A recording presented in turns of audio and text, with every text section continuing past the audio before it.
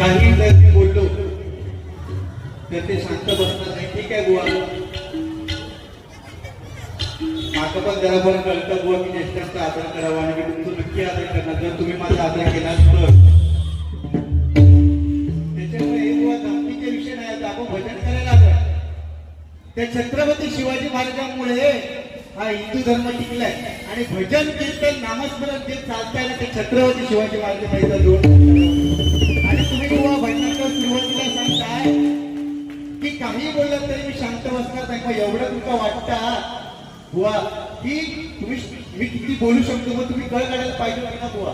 पण काय नाही, ठीक आहे, त्यांचं मी रिस्पेक्ट करणार 100%. कारण मी तरुण आहे आणि त्यांच्या मध्ये माका तरुण बोलले म्हणजे त्यांच्या ते म्हातारे असं असा वाटता करा हे सुद्धा केली आहे.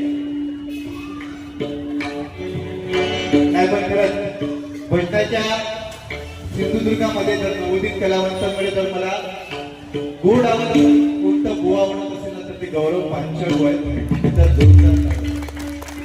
कारण काय पाचवी बोट त्याची सारखी नाहीये, त्याच्यामुळे प्रत्येकामध्ये काही ना काही कमी आहे. जे बुवा करू शकतात ते मला जमणार नाही आणि मी जे करू शकतो ते बुवांना जमणार नाही. ठीक आहे, प्रार्थनेला सुरुवात करतोय. काय हॅलो, तुम्ही शिरा घालून बघतो नाही तर हवे मी मरतोय, लक्षात घेऊ. कारण आधीच मी घाबरलोय, त्यांनी सांगितलं की मी शांत बसणार नाही आणि त्याच्यात 1 तास दिले नाही.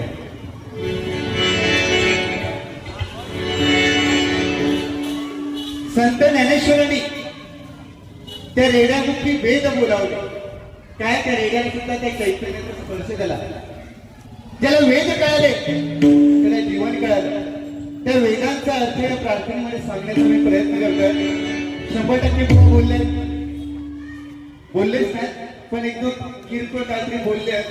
माता काय बोलले नाहीत, विचार करून जरा बोलावं. पण काय नाही, कारण आज माझ्या भजनाचा माझा क्रमांक गावला. कारण मी ज्या लेवलला बारी करतोय ती बरोबर बारी करतोय. का? कारण मला विचारसारखे मोठे बुवा जेव्हा जोडीला घेतात ना म्हणजे त्यांच्यावरून कळतंय की माझी पात्रता काय आहे. बुवा धन्यवाद, तुम्ही मला जोडीला घेतलात. आणि काय सगळ्यांना वाटतं की स्वप्न बोलतात, माझं त्यांच्याबरोबर नाही पडत, त्यांच्यावर मी 100% बोलतोय बुवा. पण 100% तुम्ही कितीही बोला मला, आय लव्ह यू.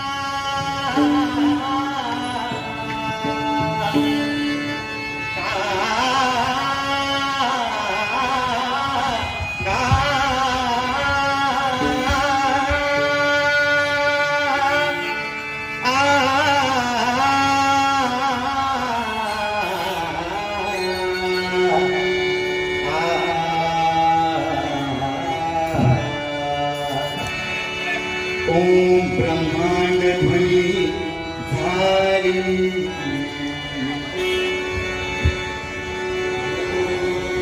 ब्रह्मांड ध्वनी झाली ते माया प्रगटली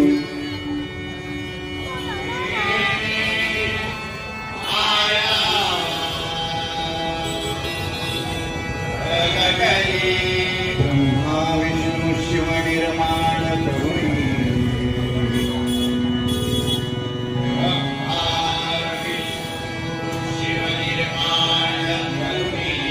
चार वेद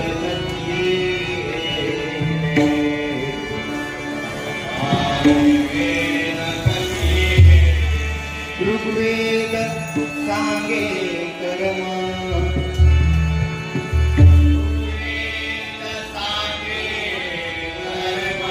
यजुर्वेद ज्ञान संपन्न यजुर्वेद ज्ञान संपन्न अथर्ववेद उपासना अथर्ववेद उपासना सामवेद सांगे अमर मधुर संगीत गायन सामवेद सांगे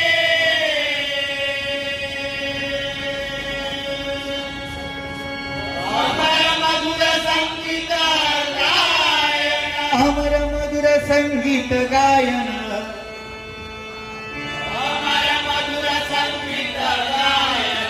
अमर मधुर संगीत गायन अमर मधुर संगीत गायन अमर मधुर संगीत गायन अमर मधुर संगीत गायन सर्व मंगल मांगल्ये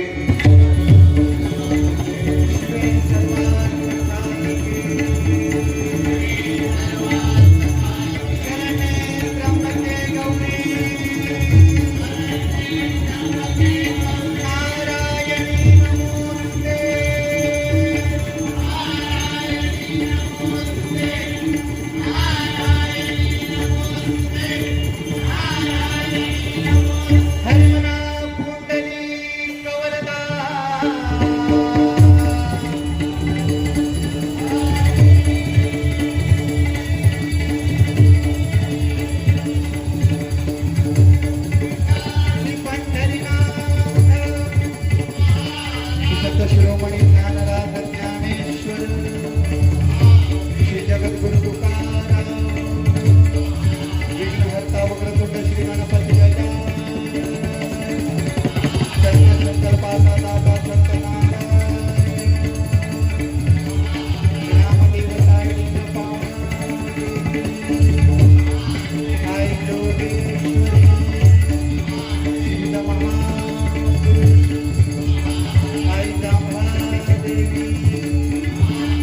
ब्राह्मण प्रतिपालक परश्री माते समान मानणाऱ्या छत्रपती शिवाजी महाराजांचा मानाचा मुद्रा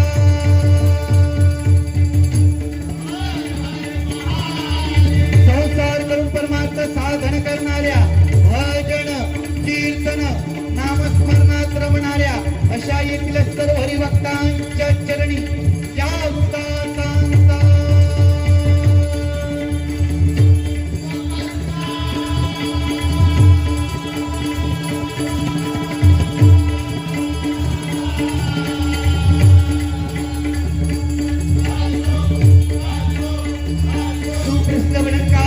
श्री गणेश पांचाळ श्रीमान शंकर गोसावी कोकण कलाभूषण भजन सम्राट भजन महर्षी कैलासवासी चंद्रकांत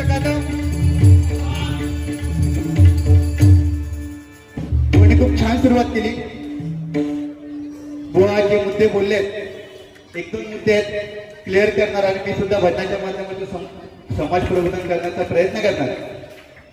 भजन बुवांनी सांगितलं, भ म्हणजे भजावा, ज म्हणजे जपावा आणि न म्हणजे नमावा. भक्ती रसातून जनमानसांसमोर नतमस्तक होणे ते म्हणजे भजन आहे. प्रत्येक भजनी बुवा सांगत असतो. पण तुकाराम महाराजांनी सांगितलंय, ते वेडेवा पुढे गाईनं परी तुझाच म्हणविन मज राखे दिन राता वेद सात करी आता. आपण त्या भगवंताचं नामस्मरण कसंही केलं तरी ते भगवंताच्या चरणापाशी जातं. लक्षात घ्या, आपण जर मनात स्वार्थी ठेवून भक्ती केली तर त्याचा काही उपयोग नाही. पण आपण देवाचं नामस्मरण मनापासून केलं तर 100% आपल्याला त्याचं फळ मिळणार. कारण आता या कलियुगात भक्ती अशी चालली आहे, देवाकडे 20 रुपये घेऊन जातो लोक आणि देवा सांगतो, देवा मका 20 लाख रुपये गावात दे. एवढं देव काय खुळं असत काय हो? बँक वाले सुद्धा 20 रुपयात 20 लाख रुपये देणंच नाही. स्वार्थी भक्ती काय मायबापाचं काय कामाची नाही. लक्षात घ्या.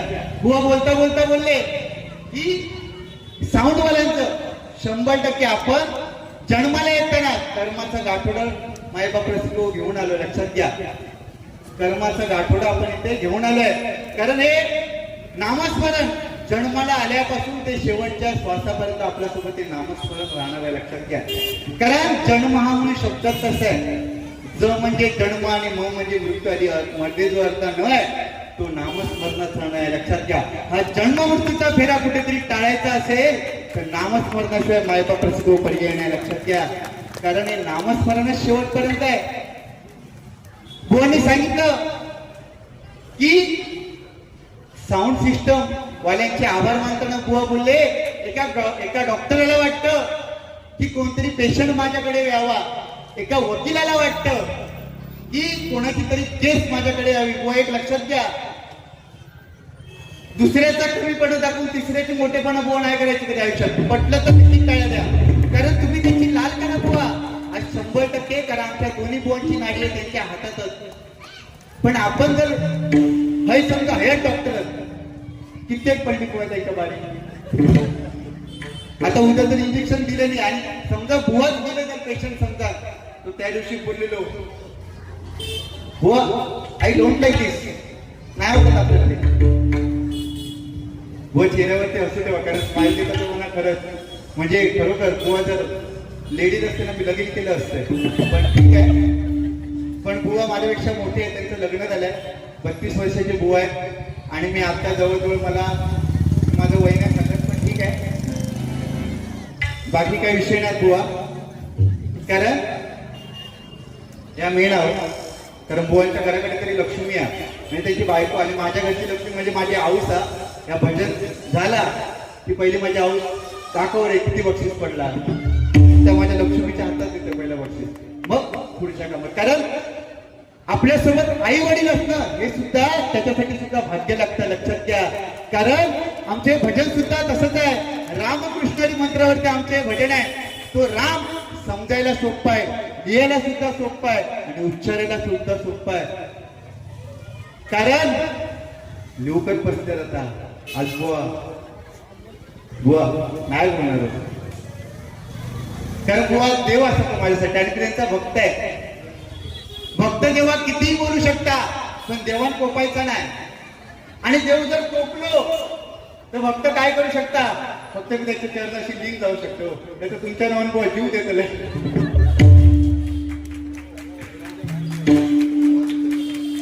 मागण्यात हे टाळी वाजव तसा तुम्ही हे पेटवशाल आणि घरात जाशाल. हे लाईव्ह चालू आहे. तो राम मुठभर सोनं असलेल्या हरणाचा मोह त्या सीतामाईला झाला आणि अख्खी लंका सोन्याची असताना प्रभू रामांचं महत्व त्यांना कधी कळालं, सीतेला लंकेत गेल्यावरती कळालं. त्याच्यामुळे राम समजणं सोपं आहे, कृष्ण समजणं कठीण आहे. का? कारण 100 कौरव आणि 5 पांडव, 100 कौरव असून एक सुद्धा जिवंत राहिला नाही आणि 5 पांडव असून एकाच्या सुद्धा अंगाला धक्का लागला नाही. तो मायबाप कृष्ण समजायला कठीण. लक्षात घ्या, ज्याला कृष्ण समजला त्याला जगण्याचा अर्थ कळला. लक्षात घ्या. आणि हरी म्हणजे कोण? तो पांडुरंग परमात्मा. तो युगे 28 विटेवरती उभा आहे. कोणासाठी उभा आहे? पांडुरंगासाठी, कुंडलिकासाठी उभा आहे. आणि तो कोणाची वाट बघतोय? पुंडलिकाची वाट बघतोय. तो युगी 28 तो पांडुरंग विटेवरती उभा आहे. तो पांडुरंग परमात्मा हरी आहे मायबापाचं, तो लक्षात घ्या. त्याने सजीव आणि निर्जीव या दोन्ही गोष्टी त्याने कल्याणच केलंय. सजीव गोष्ट म्हणजे कोणती? तर आपण माणूस आहोत. आपण जेवढं त्या भगवंताचं नामस्मरण करू त्याचं फळ तो आपल्याला निश्चित देणार. तसंच त्याने निर्जीव गोष्टीचं सुद्धा त्याने कल्याणच केलं. निर्जीव गोष्ट म्हणजे कोणती? जर आपण पंढरपुरामध्ये गेलो, जेव्हा आपण पंढरपुरात गेल्यानंतर जेव्हा गाभाऱ्यात शिरतो, जेव्हा पांडुरंगाचं दर्शन घ्यायला जातो, तेव्हा पहिला आपण त्या निर्जीव विटेचं दर्शन घेतो, त्याच्यानंतर त्या पांडुरंगाचं दर्शन घेतो. म्हणून त्या पांडुरंगासाठी एकदा जोरदार टाळ्या होते. लक्षात घ्या. कोणी सांगितलं की आता ते आले, इथे काही मुली सुद्धा बसल्यात. रोजडे बुवा बोले हगडे, बुवा जर मी तुम्हाला रोज दिला तर तुम्ही रोज घेणार का? प्रेमाने जर मी तुम्हाला रोज दिला, एक गुरु म्हणून मी तुमचा देऊ शकते बुवा, रोज तुम्ही घेणार ना? बस. पण एक सांगतो, रोज डे जर साजरा करायचा असेल ना, आपले आई वडील आपल्यासाठी एवढं करतात, त्यांना एक गुलाब द्या.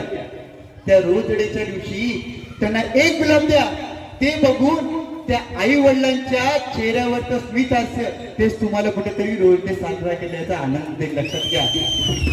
आणि प्रॉमिस डे जर साजरा करायचा असेल, तिथे काही तरुण वर्ग सुद्धा बसलाय, प्रॉमिस डे जर साजरा करायचा असेल ना, तर आपल्या आई वडिलांना एकच वचन करा की जेव्हा तुम्ही समाजामध्ये चालाल तेव्हा आमच्यामुळे तुमची मान समाजामध्ये खाली जाणार नाही, असं वचन आपल्या आई वडिलांना द्या. तुम्हाला आयुष्यात काही कमी करणार नाही. लक्षात घ्या.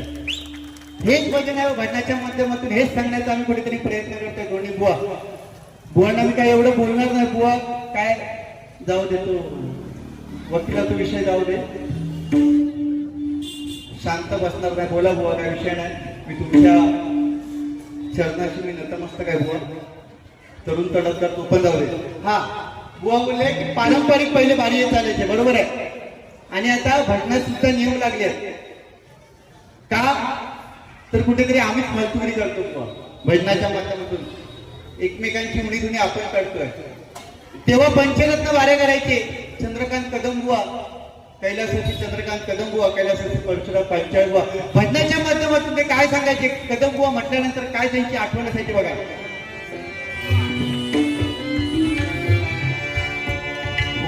जाणे कैसा जन्म असेल पुन्हा,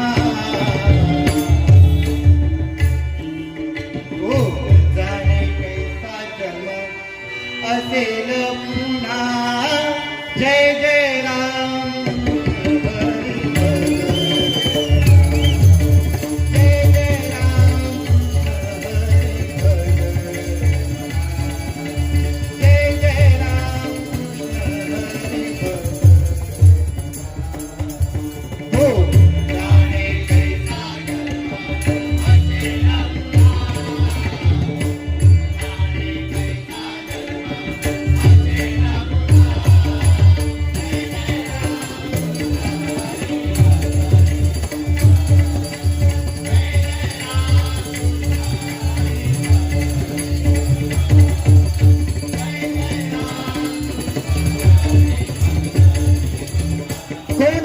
कैसा जन्म असेल पुन्हा.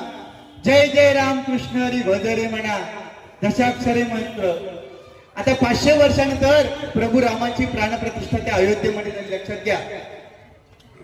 जेव्हा बाबरी मस्जिद पडली गेली तेव्हा सगळ्या पक्षांना प्रश्न विचारण्यात आला की बाबरी मस्जिद कोणी पडली? तेव्हा सगळे पक्षातले जे नेते होते ते म्हणाले आम्हाला काही माहिती नाही. पण जेव्हा हा विषय हिंदू हृदय सम्राट बाळासाहेब ठाकरे यांना विचारण्यात आला तेव्हा त्यांनी एकच उत्तर दिलं की जर बाबरी मस्जिद जर ती माझ्या मावळ्यांनी पाडली असेल तर ती माझ्यासाठी अभिमानाची गोष्ट. आणि 500 वर्षानंतर जे आपल्याला जे चित्र दिसतं ते फक्त आणि फक्त हिंदू हृदय सम्राट बाळासाहेब ठाकरे. एकदा जोरदार टाळ्या होते. प्रभू रामांचं गाणं घेतोय आणि नोटेशनला सुरुवात करतोय. श्रीराम जानकी बैठे मेरे सीने में,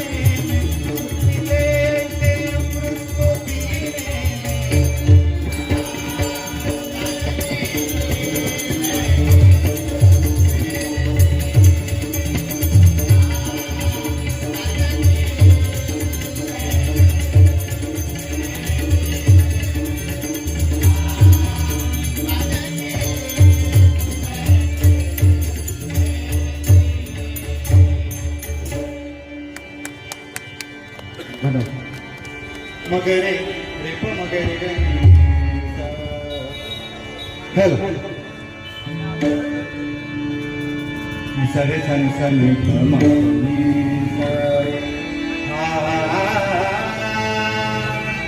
गा